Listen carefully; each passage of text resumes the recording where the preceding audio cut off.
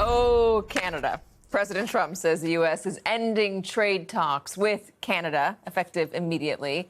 And he's also threatening new tariffs. He posted on social media a short time ago, "We will let Canada know the tariff that they will be paying to do business with the U.S. within the next 7-day period." Joining us now, NBC News senior business correspondent Christine Romans. A twist. I got a lot to ask you. Number one, this is stepping on good news that he had, which I think is crazy. But then number two, to explain why he is so upset with Canada, because it was just like a week ago that he and Mark Carney were palling around together as if they were buddies. He has for a long time been fixated on dairy farmers in Canada. And he thinks the Canadian government is protecting a relatively small number of dairy farmers in Canada by putting, tariffs and quotas on U.S. dairy going into Canada. And you can see why the Canadian government will protect Canadian dairy farmers, right? Because it's a much smaller country than the United States with a lot fewer people, and that's a really important political demographic there. So this has been something that has been just the president's been fixated on, that he thinks that these relatively small number of dairy farmers are ripping off American dairy farmers. So that's sort of the basis, the genesis of part of his anger and frustration with the Canadians.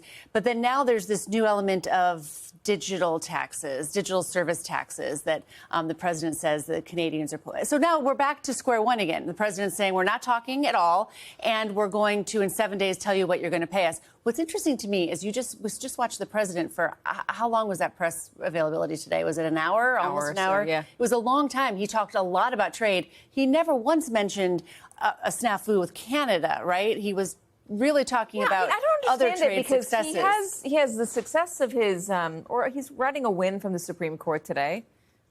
He's also going to announce a deal with China, right? Which is our biggest trading partner. Why muddy it up with this? Why make the headline about Canada? Unclear. And why didn't he talk about it when he had the cameras on him? What happened between that big press availability and then when he went and fired off of this social media post? The other interesting thing, I think, is that you have stock markets back where they started at the beginning of the year, back at record highs. The S&P was down 18% after Liberation Day from its high. Now it's back. Wait, so can we I want to put the market up. Has the market reacted to this, or are they now just kind of... the market first was enthusiastic about China and about what seems to be progress with China. You had the Dow up 600 points. Now the Dow is up 200 points after this new thing. So everyone thought, the Wall Street at least, thought that they're moving in the right direction. Those big April Liberation Day tariffs, the president had successfully backed away from those. We wouldn't see those all going back on July 9th. And then now this threat about Canada. I'm always so confused by the strategy. If you can, do you know any of the contours to the China deal? So it looks like the U.S. is going to allow some high-tech exports. China's going to allow licensing of rare earths. That had been something they agreed on in Geneva, and then the U.S., each side blamed the other for not actually following through. And so now apparently the president says they've signed something agreeing to at least that part of the implementation of a deal. That was the story we were going to talk about, that alone. And then, yet, oh, Canada. Oh, Canada. Christine Romans, always good to have you.